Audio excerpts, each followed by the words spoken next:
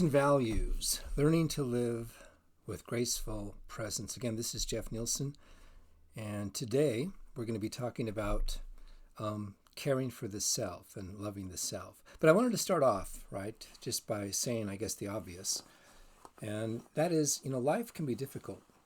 Being human brings with it so many, wonderful experiences, but also a lot of adversity, a lot of anxiety as we traverse a mental landscape with its, complicated feelings, confusing thoughts, and contradictory desires, all rooted in our body's relationship to our environment. And our environment, as we know, contains multiple threats, both known and unknown. There are threats to our physical, our social, and existential well-being, which include threats to our body itself, threats to our status, to respect within our communities, and threats to our sense of meaning and purpose or value in life. And these different threats can set off, conflicts in our mind between different things, goals that we seek. And then to top it all off, we know from Michel Montaigne that we all battle insecurities about our bodies. We battle insecurities about our intellect, our intellectual ability. And we battle, insecurities about how we might stack up against others. And often these insecurities, they get the better of us. And so we are present to life with a guarded self-consciousness. We're present to life with feelings of self-doubt and a sense of inadequacy, dissatisfaction with things. And then we, fail to live the life we can imagine for ourselves. We're too timid and fearful to perhaps engage life the way that we would like to. Now, hopefully, philosophy and ethics, as we learn it in this class, tell us or teach us that it doesn't have to be this way. As I see it, philosophy is not just one subject among others at the university, and ethics is not just one discipline within philosophy. But philosophy seeks to find the meaning in everything we do and everything we study. And ethics, I believe, is first philosophy, following the other philosopher, Emmanuel Levinas, who talked about that. Ethics teaches us how to live with ourselves in our own bodies, in our own skin, with all of our feelings, thoughts, and desires. So philosophy and ethics is first philosophy, can teach us how to be gracefully present to life. So that we are present to life, to our existence with, calm self-confidence, emotional resilience, cheerfulness, and with a loving and infectious enthusiasm for life. And then ethics can teach us how to harmonize this graceful presence with the 6 relationships that construct our existence as human beings. Again, I believe that we're relational beings and that our identities are formed by these key 6 relationships. So each one of us has a relationship with ourselves. How do you relate to yourself? Where do you find your sense of self-worth? We have a relationship with others, So the same sort of thing. How do you relate to others? How do you see their self-worth? We all live in communities. We have to form a relationship to our communities. So how do you participate in the communities that you're a part of? We live in a world, in a physical environment. So, we have to have a relationship with that world. So what is the effect of your life on the life of our planet? And then we all live in some place.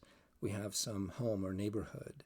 So do you feel at home in the places where you live? Do you feel like you belong? And then finally, we have a relationship to time, to the passage of events between our birth and our death, and our waking and our sleeping. So how are you present to those events, that passage of events between, every day, between waking and sleeping, and between your birth and your death? So those 6 relationships are things that we need to turn to. And we've studied, We've already been looking at the 7 practices of how to live with graceful presence in each moment. So we talked about caring for our bodies, diet, exercise, sleep, and being more intentional with how your body occupies space. So being attentive to your, posture and movement. And in some sense, you can gain control of your life by gaining control of your posture.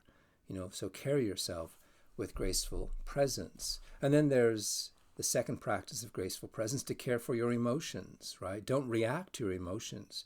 Be aware of them, welcome them, but without reacting, without throwing that second dart Buddha talked about.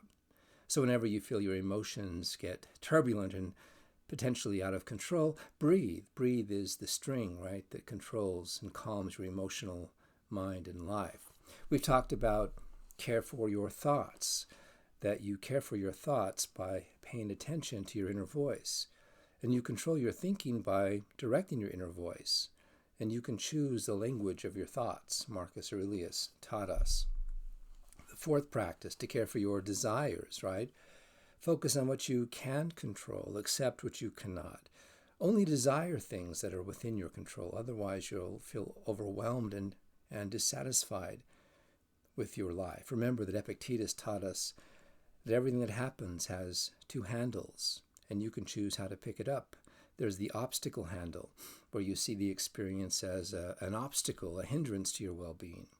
Or there's an opportunity handle, where you see the experience, the event, as an opportunity. And of course, when we focus on what we cannot control, it becomes an obstacle. When we focus on what we can control, no matter how small and trivial it might seem in the moment, but then it becomes an opportunity. And then we talked about caring for your actions, right? Following the golden rule, to let your actions be guided by the golden rule. Never do anything to others that you'd find harmful if they did it to you, and always treat others as you'd want them to treat the persons that you love the most. We've looked at, the caring for the moment. Don't worry about your entire day, week, or year. Just focus on your being gracefully present to the next 15 minutes. That's all you need to do. And the last practice is to care for life, right? Follow Socrates, follow his philosophy, and be ambitious in life. Aspire to greatness, but the greatness of goodness. Be ambitious to become a person, Socrates said, of intellectual honesty, moral conscience, and self-examination. Now, these 7 practices are how you live with graceful presence, regardless of the environment you're in. And now we need to consider how to bring this graceful presence to the 6 relationships that constitute our human existence. As I've said again, the relationship you have with yourself, with others, right? I'll go back to that. With community, with world, with place, and with time. And we have to begin this journey, the second portion of our class, by talking about the relationship we have with ourself. And what we want to talk about is how to care for the self. And this caring for the self, in some sense, will be learning how to love yourself. We'll be looking at 3 philosophers, 3 of my favorite, Jean-Jacques Rousseau, Aristotle, and Friedrich Nietzsche. They all had some significant things to say about self-love. And we're going to start somewhat out of order by looking at Jean-Jacques Rousseau.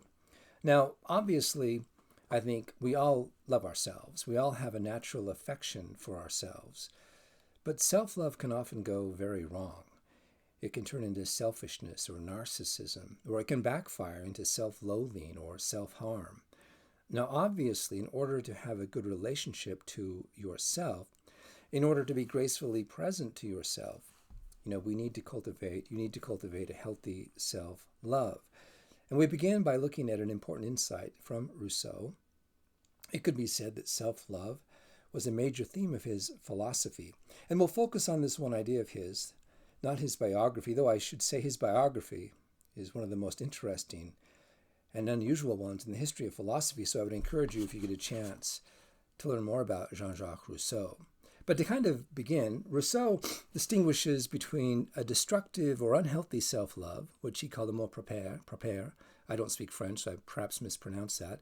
And then a constructive or healthy self-love, amour disor. Now, though there's more nuance here than we have time to unpack, I'll stick to what has been the conventional, though not undisputed, interpretation of these 2 types of self-love. So amour propre first. This unhealthy, destructive kind of self-love, Rousseau thinks, is responsible for most, if not all, of our human vices and miseries. This unhealthy, destructive kind of self-love is responsible for all the violence and warfare and actions that lead to prejudice and poverty. This unhealthy self-love leads to all of our ethical, psychological, and social disorders. So what is this unhealthy self-love? Well, there are kind of three characteristics of it. It's a relative type of self-love, which means that it's a self-love that depends on thinking itself better than others.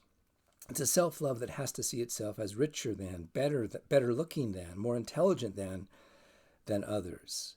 Secondly, it desires the recognition and approval of others, that in fact you are in fact better than others. So one might say it's a form of self-love that essentially says, I cannot love myself until I am loved by others. Or you measure your self-worth, your ability to love yourself is based on acceptance and approval of others. I mean, you can see how social media really feeds and fosters this kind of unhealthy, destructive self-love, where we measure, the success or quality or our own self-worth by the number of likes that our post might get. Thirdly, this kind of unhealthy, destructive self-love is an insatiable desire and need to be recognized by others. And to get that recognition and approval, a person will seek it at any cost. So by dominating or harming others through deception or fraud, with this kind of unhealthy self-love, appearance is more important than reality. So often such unhealthy self-love is only achieved by undermining the well-being of others. And so, as Rousseau thought, it causes and is responsible for so much human suffering. Now, what about the positive, healthy, constructive self-love, more de Zoe? Well, this constructive type of self-love he doesn't speak a lot about. He focuses more on the unhealthy self-love, given its destructive role in modern society. But healthy self-love has no need of comparing itself to others. This healthy kind of constructive self-love is based on recognizing one's own value as a human being and simply meeting one's own basic needs, because it's a self-love that is established on loving yourself as you are and not on comparing yourself to others. And it never pursues self-interest at the expense of others. It cooperates with others but never takes advantage of others, right? A healthy constructive self-love is one that's free from dependence on the approval or recognition of others. Now, to get kind of a deeper sense of what this good self-love might be, let's turn to our next philosopher, Aristotle. Aristotle, in book 9 of his Nicomachean Ethics, raises a really interesting question. Should we love ourselves more than we love others? Now, Aristotle thinks that many people would say, no, you shouldn't love yourself more than you love others, because that is to be a selfish person.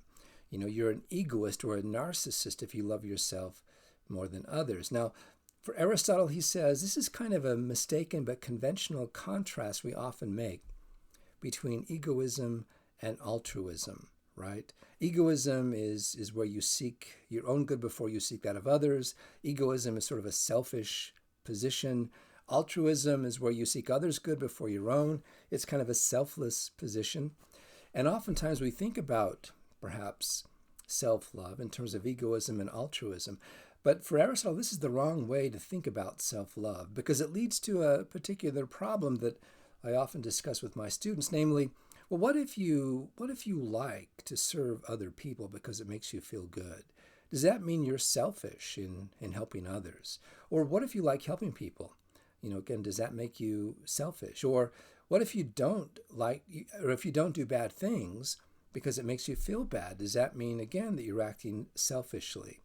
A lot of people get caught in an egoism versus altruism debate because, again, I don't know about you, but when I do nice things for others, it makes me feel good. But does that mean that I'm being selfish and an egoist? Well, Aristotle thinks that this problem arises because we make the false distinction between egoism and altruism, when in fact what we should be looking at is the distinction between good self-love and bad self-love. Not egoism and altruism, not selfishness or selflessness, but good self-love versus bad self-love. Now, before we get or define that distinction a bit more, to kind of see the argument, because in Book 9, Aristotle is talking about friendship, and we'll talk more about his thoughts on friendship, but he kind of has this argument, right? You should love your best friend most, right? You should be your own best friend, therefore you should love yourself the most. So he goes on to kind of unpack that. You always desire the best for your best friend. And he thinks that you should desire the best for yourself more than anyone else, right? The problem, of course, is rests on knowing what is best for you. Here's where the issue kind of hangs. So what is the best for a human life? What is the best for a person? Right now, most people will think that what's best for me is to acquire wealth and honors and status and bodily pleasures, right? That's what's best for me. So they seek these things more than anything else. They seek to gain a greater share for themselves of these, worldly things, these possessions and wealth and status. And when they seek those things for themselves, thinking that that's what's best for them, they in fact act in a selfish or egotistical fashion. For Aristotle, though, he calls this simply having bad self-love. A person with good self-love understands what is best for him or herself is to become a person of intellectual honesty, moral conscience, and self-examination, right? So true, genuine happiness is becoming your best possible self, which is a self of integrity, wisdom, courage, moderation, and justice. To get a better sense of this distinction between good self-love and bad self-love, here's another way to look at bad self-love, right? Bad self-love is where you always act selfishly, seeking, your own advantage, thinking that that's the best thing for you to do. Bad self-love is ignorantly believing that the greatest goods for yourself are the extrinsic goods, those things like, that come outside of yourself, like wealth and possessions or status. Bad self-love is where you value these extrinsic goods, right? And think that having more of them than others is what's best for you. Bad self-love is not realizing that these extrinsic goods are dependent on events and others around you. So they're not in your control. Bad self-love often leads to self-hatred, hatred of others, false pride, envy, and resentment, and harming your community and world. So again, we all love ourselves, but some of us have a bad self-love where we privilege, right? These wealth and status and positions, thinking those are best for ourselves, when in fact they're harmful to us. So a wise person has good self-love. So what is good self-love? Well, it's always acting according to the greatest good for the self. But that's wisely understanding that often seeking one's own advantage is not good for the self. Oftentimes, cooperating or helping others, putting their interests first is best for yourself. Good self-love is to wisely understand that the greatest goods for the self are those intrinsic goods, all goods that come from within the self, things like knowledge and virtue and character, because these intrinsic goods are entirely in your control. Intrinsic goods are independent of events and others around you.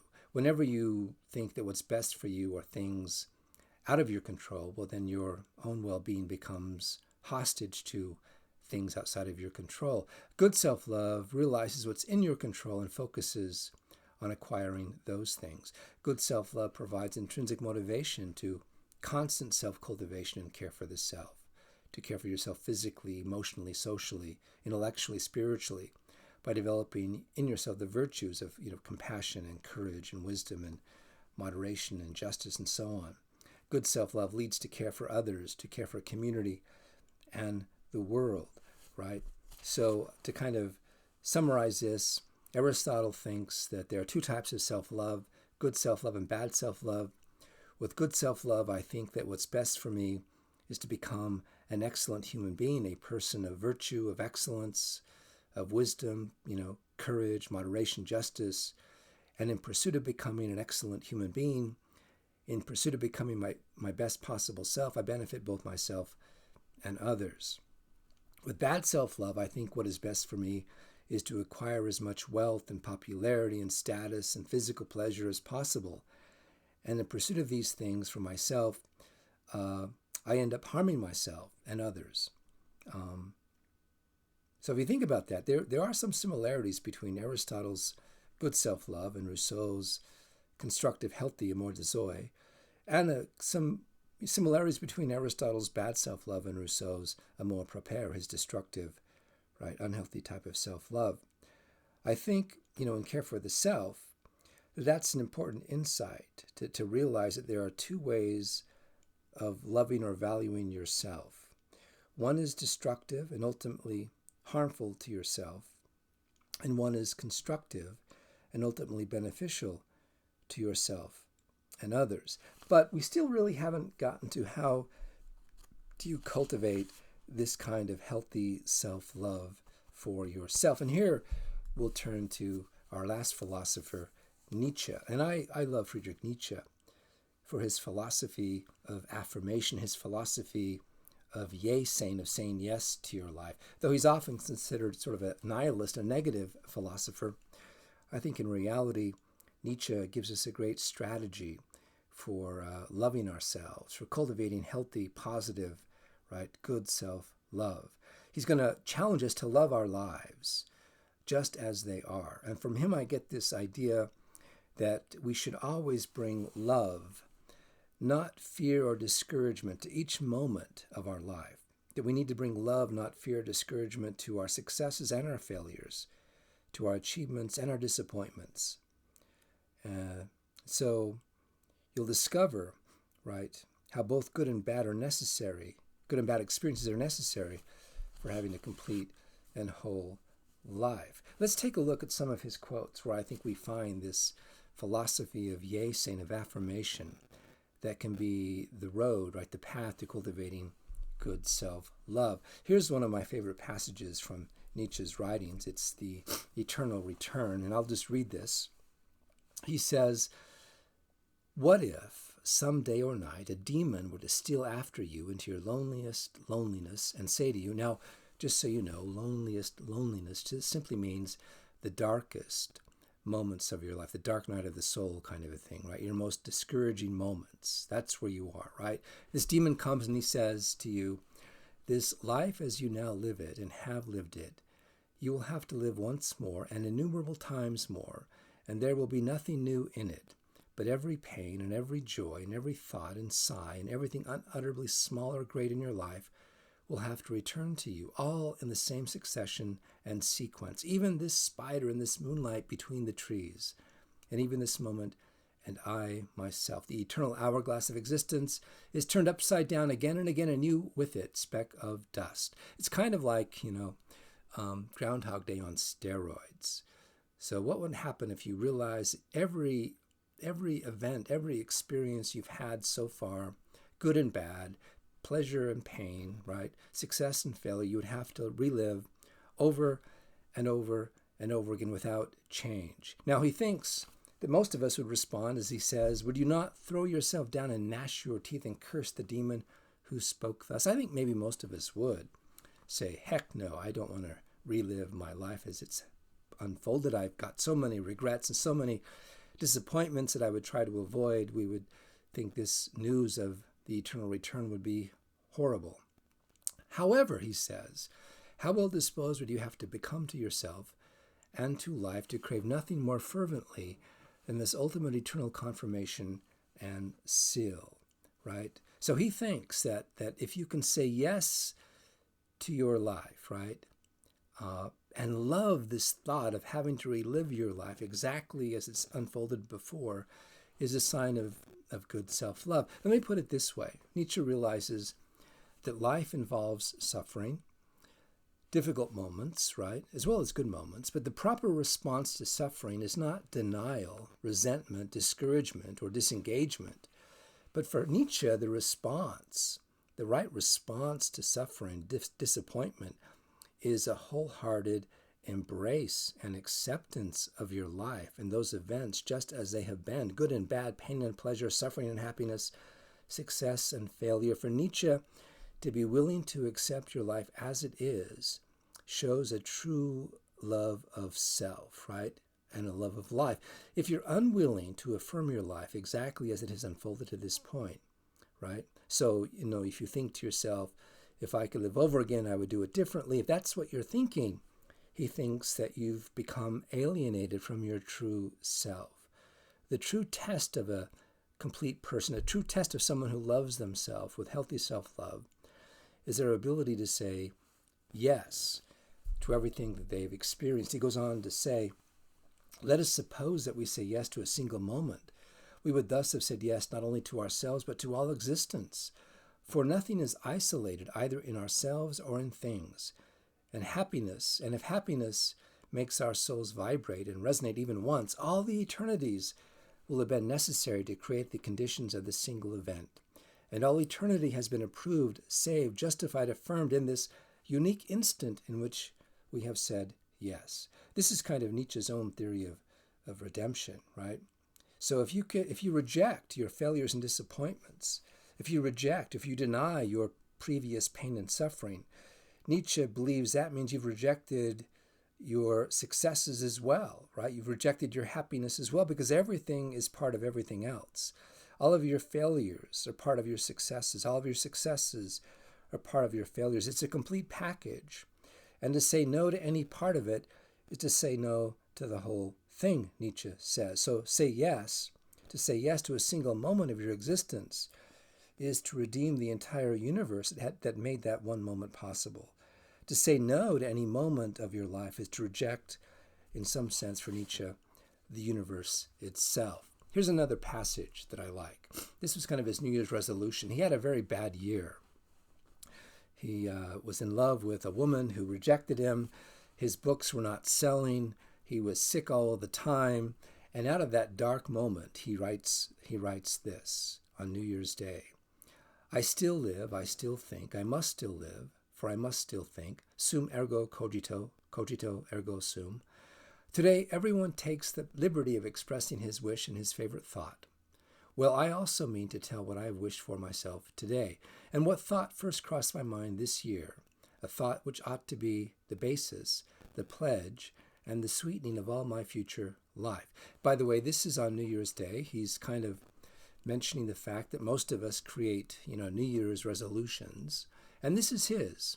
He says, I want more and more to perceive the necessary characters and things as the beautiful. I shall thus be one of those who beautify things. Now, the necessary character and things are simply those things that you cannot control, right? The events that happen to you, the experiences you have that you can't do anything about. Those things he's going to see as beautiful. Amor fati, which is to love of one's fate. Let that henceforth be my love. I do not want to wage war with the ugly. I do not want to accuse. I do not want even to accuse the accusers. Looking aside, let that be my sole negation. And all in all, and I love this, to sum up, I wish to be one at any time hereafter, only a yea sayer. I think that's just a wonderful thought, to commit, right, to being a builder, a creator, not a destroyer or naysayer, right, to be a yea sayer to life, to become in some sense the artist of your life, right, to see your life as a beautiful work of art. To be the artist of your life, then, is to be able to take everything you experience as the raw materials to become your best possible self. So work to build what you are, right? And not to reject what has happened. He talks about, I didn't say that very well, but you get the point. He talks about cultivating your problems like a gardener cultivates a plant, right? A gardener can turn the ugliness of the dirt and mud and roots of a plant into something beautiful like a blossoming flower. So Nietzsche says, cultivate your problems. Turn the ugliness of life, the dirt, the muck of your problems into something beautiful. Turn them into a blossoming flower or a beautiful, beautiful life. And just a couple more quotes here. He says, and I've always thought this would be a great holiday card, though my wife won't let me do it, but I've often thought that, you've received holiday cards before where you have a picture of a family, or a beautiful picture on the cover. You open it up and there's this really nice sentiment wishing you a good new year or something like that. Well, I want a holiday card with a picture of my family, and then you open it up and this is what you read. To those human beings who are of any concern to me, I wish suffering, desolation, sickness, ill treatment, indignities. I wish that they should not remain unfamiliar with profound self-contempt. the torture of self-mistrust, the wretchedness of the vanquished. I have no pity for them, because I wish them the only thing that can prove today whether one is worth anything or not. That one endures, right? So this is an interesting thought. But again, it's this notion that we want to cultivate, right? Failures. We want to turn our obstacles and adversity into the material of your own greatness, right? And in any experience of failure or hardship is hidden the outlines of your future successes, the seeds of your future greatness. But they have to be planted and not thrown away. Nietzsche also thinks that the greatest happiness comes after overcoming the greatest adversity. Lives that are easy, free from difficulty for Nietzsche will not become significant lives, right? People who don't suffer much also won't have much happiness. There's a sense that for Nietzsche, happiness comes after the struggle, right? After the victorious struggle, overcoming your obstacles. So you have to see your obstacles, right, as things to be grateful for, because they're those experiences that can help you become your best possible self.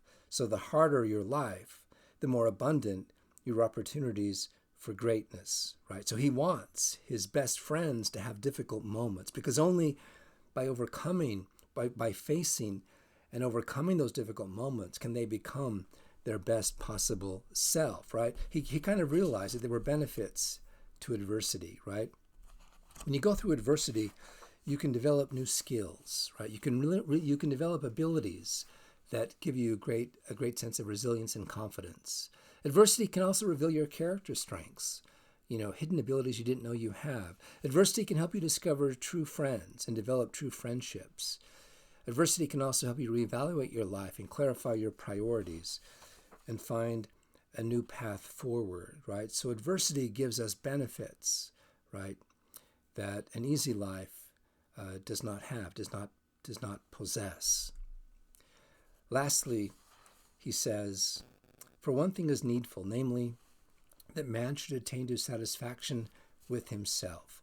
It is only then that man is at all endurable. He who is dissatisfied with himself is ever ready to avenge himself on that account. We others will be his victims. Interesting thought, right? The most important thing is to become satisfied with yourself. In a sense, that's the kind of good self-love that Nietzsche thinks that we cultivate only by accepting our lives, saying yes to our lives exactly as they are, getting rid of regrets, right?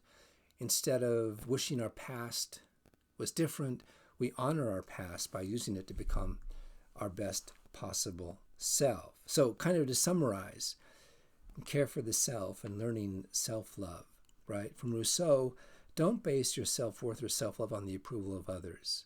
From Aristotle, be your own best friend, which is to want the best for yourself, namely virtue, knowledge, and character strength. And then the pathway, right? The key way to cultivate that kind of good self-love is to love your life just as it is, right? So cultivating this healthy, constructive, good self-love and care for the self, again, is being able to say yes to life, yes to your life just as it is. This doesn't mean that you don't want to improve yourself or your life. This doesn't mean that you surrender to what is, but you don't reject what is. You don't reject any part of your life or of your life's experiences, but you see them all as the material to create a beautiful life. Everything you experience becomes the color, the texture, the perspective you can use to become the best possible version of yourself. And that is the pathway, I think, to good, healthy, constructive self-love. Thank you for listening to this lecture. There is a quiz following, and the quiz code is 0543. Thank you very much. Have a wonderful day.